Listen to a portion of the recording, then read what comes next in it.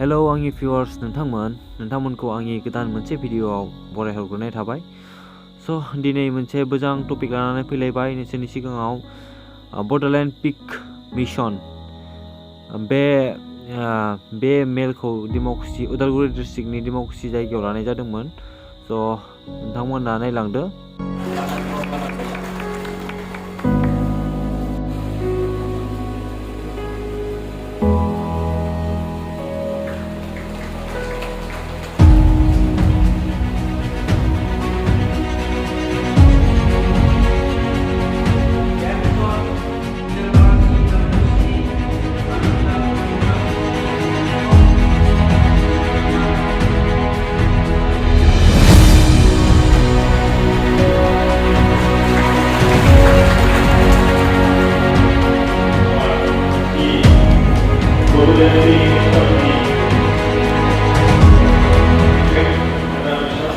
বডোলেণ্ড পিক mission লৈছে আৰু ইয়াৰ জৰিয়তে কেনেধৰণে কাম কৰিব কেনেকৈ আগবাঢ়িব এইটো মুখত ক'ব যিহেতু আছে আপুনি সঞ্চালক আছে। BTR চৰকাৰে যিটো বডোলেণ্ড পিক মিছন যোৱা 11 ছেপ্টেম্বৰত কোকৰাঝাৰত লঞ্চ কৰিছিলে। চ' এই মিছনটোত এটা টাৰ্গেট লোৱা হৈছে যে 5 বছৰৰ ভিতৰত বডোলেণ্ডত BTR অঞ্চলত ডেইলি 1 লাখ কেজি গাহৰি মাংস প্ৰডাকশ্যন কৰিব। চ' সেইটো কৰিব হ'লে বহুতখিনি কাম কৰিব লাগিব। চ' প্ৰথম এতিয়া এই মিছনটোনো কি, সেই মিছনটোনো কি সেই বিষয়ে ব্লক লেভেলত গৈ ঠায়ে ঠায়ে এৱেৰনেছ প্ৰগ্ৰেম কৰা হৈছে। আজি এইটো 8ম নম্বৰ 8 নম্বৰ সজাগতা সভা। ইয়াৰ আগতে বাক্সাত 4খন আৰু ওদালগুৰিৰ 4খন হ'ল। নেক্সট কোকৰাঝাৰ আৰু চিৰাং ডিষ্ট্ৰিক্টতো কৰা হ'ব। তেনেকৈ প্ৰত্যেকটো ব্লকত গৈ পেলাই প্ৰথমে এৱেৰনেছ এটা ক্ৰিয়েট কৰা হ'ব। তাৰপিছত যিখিনি মানুহ এই বডোলেণ্ড পিক মিছনৰ গাহৰি পালনৰ লগত জড়িত হ'ব সেই মানুহখিনিৰ চিনাক্তকৰণ হ'ব আৰু তেওঁলোকৰ ট্ৰেইনিং হ'ব। তেওঁলোকক VCDC লেভেলত গৈ পেলাই বেলেগ বেলেগ কেটেগৰীৰ ফাৰ্মাৰ থাকিব। ধৰক কিছুমানে অকল মাংসৰ কাৰণে পুহিব, যিটো একেবাৰে চিম্পল, ইমান বেছি কঠিন নহয়। কিছুমান স্মল ব্ৰিডাৰ থাকিব, কিছুমান লাৰ্জ ব্ৰিডাৰ থাকিব। ঠিক তেনেকৈ নানান কেটেগৰী ফাৰ্মাৰৰ কাৰণে ট্ৰেইনিং দিয়া যাব। কাৰণ দেখা গৈছে যে বডোলেণ্ড পিক মিছনৰ প্ৰায় যিটো আমি ভাবিছোঁ 5টা ইম্পৰ্টেণ্ট কম্পনেণ্ট থাকিব। এটাটো হ'ল ভাল ব্ৰিড, ভাল জাতৰ পোৱালি, ভাল জাতৰ ব্ৰিডিং ষ্টক। ছেকেণ্ডটো হ'ব আমাৰ ফাৰ্মাৰ্ছখিনিৰ যিটো নলেজ, বিজ্ঞানসন্মতভাৱে গাহৰি কেনেকৈ পালন কৰি ব্যৱসায়িক লাভ উঠাব পাৰি।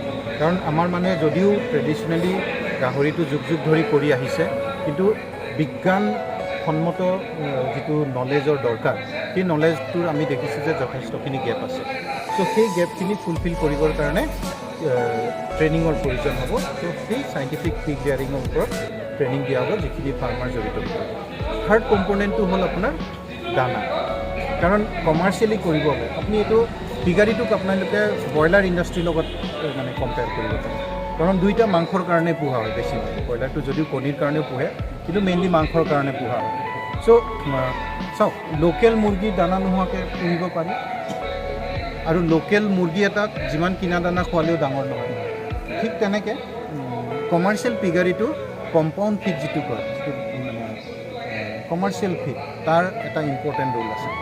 তো এই মিছনটোৰ এইটো এটা এইম যে কেনেকৈ আমি ভাল দানা যেনেকৈ গাহৰিত মই ক'লোঁ মোৰ বক্তৃতাত যে 7 ধৰণৰ বেলেগ বেলেগ দানা ব্যৱহাৰ হয়। তো এই 7 ধৰণৰ দানা কেনেকৈ আমি ফাৰ্মাৰ্ছখিনিৰ ড'ৰ ষ্টেপত আমি উপলব্ধি কৰি দিব পাৰোঁ আৰু ৰিজনেবল দামত, এনেকুৱা নহয় একেবাৰে বহুত দাম। তো তেনেকুৱা সেইটো থাৰ্ড কম্পনেণ্ট হ'ল দানা। ফ'ৰ্থ কম্পনেণ্ট হ'ব ভেটেনেৰী ছাৰ্ভিচ। আমাৰ বৰ্তমান যিখিনি ভেটেনেৰী ছাৰ্ভিচ আছে সেইখিনি ছাফিচিয়েণ্ট নহয় এই মিছন, ইমান ডাঙৰ এটা মিছন ছাপোৰ্ট কৰা। আৰু আমি গম পাই আছোঁ যে ইয়াৰ পিছত তেওঁলোকে গোট মিছন লঞ্চ কৰিব, হাঁহ কুকুৰাৰ মিছন লঞ্চ হ'ব। চ' এনেকুৱা যদি লাইফ ষ্টকত ইমান ফ'কাছ কৰে, তেওঁলোকে বহুতখিনি মানুহ যদি লাইফ ষ্টকত ইনভলভ কৰে, তেতিয়াহ'লে আমাক কিন্তু এটা ৰবাষ্ট ভেটেনেৰী ছিষ্টেম লাগিব, যিটোৱে নেকি এই লাইফ ষ্টক ফাৰ্মাৰখিনিক ছাপোৰ্ট দিব পাৰিব on a real time basis. Fourth component সেইটো হ'ল। ফিফ্থ কম্পনেণ্ট আমি যিটো চেলেঞ্জ আমি দেখোঁ লাইফ ষ্টক ফাৰ্মাৰসকলে যিটো পায় সেইটো হ'ল ইঞ্চুৰেঞ্চ। বেমাৰ আজাৰ হৈ যেতিয়া পশুধন নষ্ট হয় তেওঁলোকে কোনো কম্পেনচেশ্যন নাপায় বা ইভেন ইঞ্চুৰেঞ্চ কভাৰ কৰাব নোৱাৰে। তো বডোলেণ্ড পিগ মিছনত আমি কথা পাতিছোঁ, আমি ডিছকাশ্যন কৰিছোঁ, আমি এটা ইন'ভেটিভ ইঞ্চুৰেঞ্চ ইনষ্ট্ৰুমেণ্টৰো কথা পাতিছোঁ। কাৰণ যিখিনি এক্সিষ্টিং ইঞ্চুৰেঞ্চ পলিচি বা যিবিলাক ইনষ্ট্ৰুমেণ্ট হয়তো সেইটোৱে আমাৰ নিচিনা এটা মিছনক ছাপোৰ্ট কৰিবলৈ সক্ষম নহ'ব। সেইকাৰণে আমি এটা ইন'ভেটিভ ইঞ্চুৰেঞ্চ স্কিমৰ কথা কৈছোঁ। চ' এই 5টা কম্পনেণ্ট হ'ব বডোলেণ্ড পিগ মিছনৰ 5 পিলাৰ্ছ বুলি ক'ব পাৰে আপোনালোকে।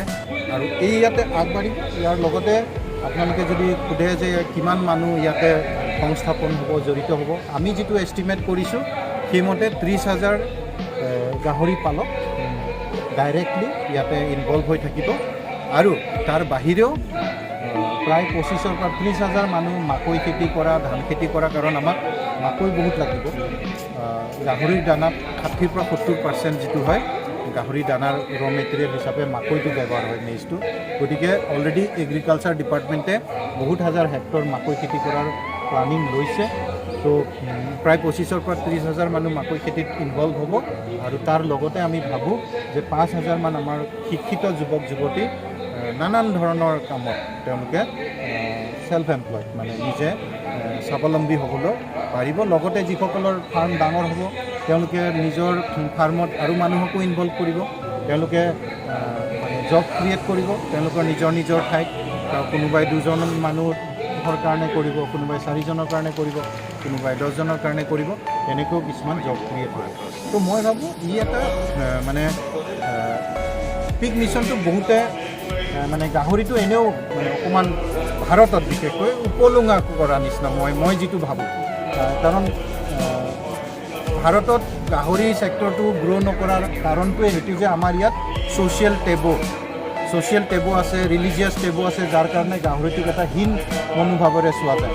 বা গাহৰিটো এতিয়ালৈকে আমাৰ নিম্ন খাপৰ ট্ৰাইবেল মানুহে, চিডিউল কাষ্ট মানুহে কৰি অহাৰ কাৰণে গাহৰি কৰাটো মানে মানুহে ভাবে যে কিবা মানে এইটো হেৰি কাম, মানে নিম্ন খাপৰ কাম।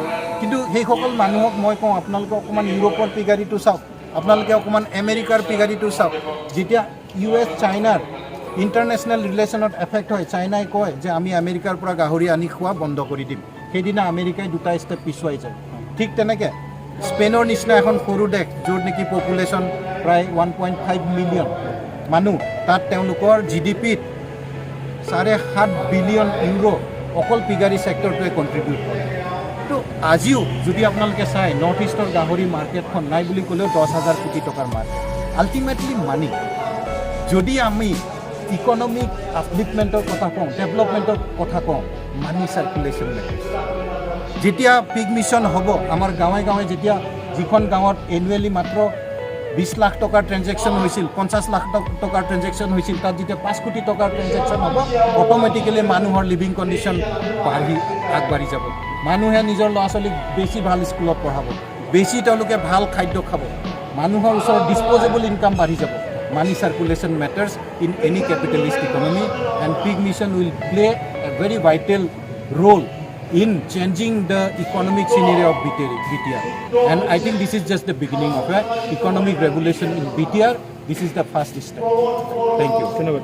এটা কৈ দিছোঁ ইয়াৰ জৰিয়তে মানে যুৱকসকলক যে আমাৰ অকণ বাহিৰত গৈ আছে।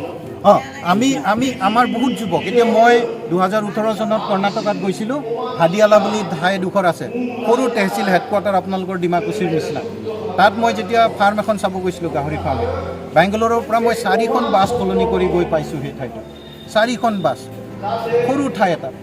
যেতিয়া সেই ফাৰ্মখনত গৈ পাইছোঁ, তাত 20জন মানুহ অসমৰ গাহৰি ফাৰ্মত কাম কৰিবলৈ অসমৰ পৰা গৈছে। 2,500-3,000 কিলোমিটাৰ দূৰত গৈ আজি ফাৰ্মত কাম কৰিবলৈ আমাৰ ল'ৰা গৈছে। কোনোবাই শুকান মাছ পেকেজিং কৰি আছে, কোনোবাই অন্ধ্ৰত গৈ পেলাই কণী বুটলি আছে, কোনোবাই গৈ পেলাই ডেয়াৰী ফাৰ্মত কাম কৰিছে। হাই স্কিল কাম কৰিবলৈ যাওক, ক'বলৈ একো নাই। য'ত তেওঁলোকে 25,000, 30,000 টকা দৰমহা পাব পাৰে, ইণ্ডাষ্ট্ৰীত গৈ কাম কৰেগৈ, ভাল কথা। কিন্তু ফাৰ্মত যদি কাম কৰিবলৈ, গোটেই ভাৰতবৰ্ষৰ ডাঙৰ মাৰ্কেটখন নৰ্থ ইষ্ট, সেইবিলাক ৰাজ্যত গাহৰি পালন কৰে আমাৰ নৰ্থ ইষ্টত পঠাবলৈ, তাৰপিছত যদি আমাৰ ইয়াৰ পৰা ল'ৰা গৈ পেলাই সেইবিলাক ফাৰ্মত গৈ পেলাই হেল্পাৰ হিচাপে ফাৰ্ম কিপাৰ হিচাপে কাম কৰিবলগীয়া হয় আৰু মই যেতিয়া তেখেতসকলক সুধিছিলোঁ কিমান দৰমহা পায় তেওঁলোকে দৰমহাও বহুত বেছি নাপায় 6,500 7,000 টকা দৰমহা পায় তো মই ভাবোঁ তাতকৈ আৰু দুখ লগা কথা হ'ব নোৱাৰে তো আমি সেই চিনেৰিঅ'টো চেঞ্জ কৰিব বিচাৰোঁ আমাৰ ইয়াৰ পৰা যাতে এই আনস্কিল লেবাৰ জাতীয় কাম কৰিবলৈ বিটিআৰৰ ল'ৰা আৰু বেলেগ ৰাজ্যলৈ যাবলগীয়া নহয় তেওঁলোকে যাতে ইয়াতে সুবিধা পায় তেনেকুৱা কোনোবাই হাঁহ কুকুৰা পুহি পেলাই কোনোবাই মাছৰ লগত জড়িত হৈ কোনোবাই হৰ্টিকালচাৰ কৰি কোনোবাই পিগাৰী কৰি যাতে তেওঁলোকে স্বাৱলম্বী হ'ব পাৰে কাৰণ তাত গৈও তেওঁলোকে বহুত পইচা মানে ইনকাম নকৰে আৰু নানান ধৰণৰ চেলেঞ্জ তেওঁলোকে ফেচ কৰে আমি দেখিছোঁ লকডাউন সময়তে কেনেকুৱা তেওঁলোকে দৰমহা পোৱা নাই হেৰি পোৱা নাই ঠিকাদাৰবিলাকে দৰমহাটো নিদিয়ে গোটেইখিনি ঘৰত কেতিয়াবা এমাৰ্জেঞ্চি হ'লে আহিব নাপায় তো আমি বিচাৰোঁ যে এই চিনাৰীটো চেঞ্জ হ'ব আৰু এই পিক মিছনটো জাষ্ট বিগিনিং বুলিহে মই ভাবোঁ কাৰণ এনেকুৱা আৰু বহুতকেইটা মিছন বৰ্তমানৰ বিটিআৰ চৰকাৰে আনিব বুলি আমি গম পাইছোঁ আমি আশাবাদী যে এটা প্ৰগ্ৰেছিভ ইকনমিক পলিচি তেওঁলোকে লৈ থাকিব যাতে আমাৰ বিটিআৰ অঞ্চলটো ইকনমিকেলি আৰু ডেভেলপ হয় থেংক ইউ